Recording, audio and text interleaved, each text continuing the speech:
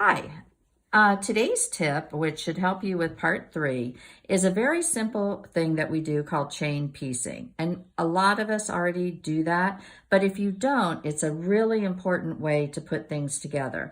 In this step, you're putting together a number of 2.5-inch squares into pairs. And that's a perfect thing to chain piece, and these are just scraps, they're not my actual materials. That would be a boring kind of look. So you would put your squares together with right sides together as normal, and you would do your 2.5-inch stitching. Now, the first thing you notice is, well, there's something under my needle.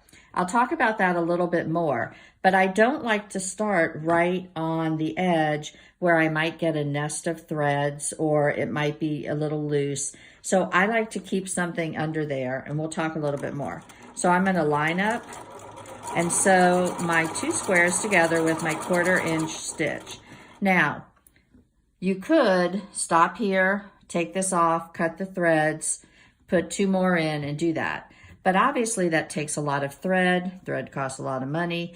You have to cut off those. And also, if you stop and pull it out, people have a tendency to drift on the seam, and they'll go a little too small or a little too big. By doing this chain piecing and putting the next one a couple stitches away and just keeping it going, you're staying in a straight line. So not only are you saving money with the thread, but you're also keeping your stitches straight. You're avoiding the little nest, the little wad of nested things that sometimes occur right here at the beginning when you start a line. So you could go through, you probably don't want to do all of them without stopping, although some people pride themselves to see how long they can go without stopping, and they get very long chains. But you could do this and chain a number of your pieces together. And as you can see, you could have them just in piles, or you could have them already paired up and lined up next to you like this in a row here at the workstation. Or you could just do them as you go. If you like to pin, you can pin them in advance, however you want to do that. So let's say you've sewn some and you want to stop. Again, you could just sew off the edge, pick up your presser foot and cut your thread with your scissors or with your cutter. But if you leave it there, what I use is a little scrap of paper or fabric. Here's one. This is the before picture. This is the after. As you can tell, I've used this. And what I do is I just throw it down and run the stitch off so I have enough room to cut. Now, I've never had to start or stop with long threads, and I get this chain, hence the chain piecing tip. So then you could just cut these apart. They also make little gadgets like this one. You never want to do that because that hurts. But these are very handy if you have big long lines where you can break them apart like that. They're similar type gadgets, or you can just cut them. But you end up with nice straight seams, and that's easy to do.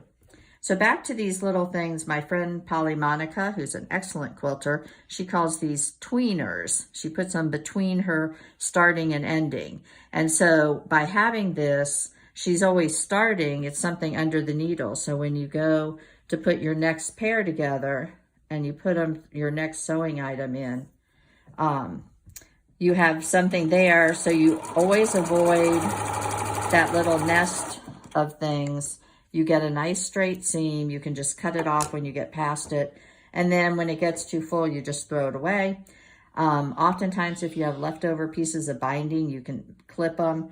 I put them in a cute little bag that someone made me, and I keep extra little scraps of fabric. So when I need to start something, I have them there. You can also use it, other pieces from another project and actually sew, but that's another whole thing. So you just kind of do this, and then when it gets past, you can trim it, and you always have these things between your project items, keeping things straight, and it avoids the kind of running off the edges on the side. So hopefully you find that a good tip, but make sure you're chain piecing all those squares. It'll take you much less time and you'll save lots of thread.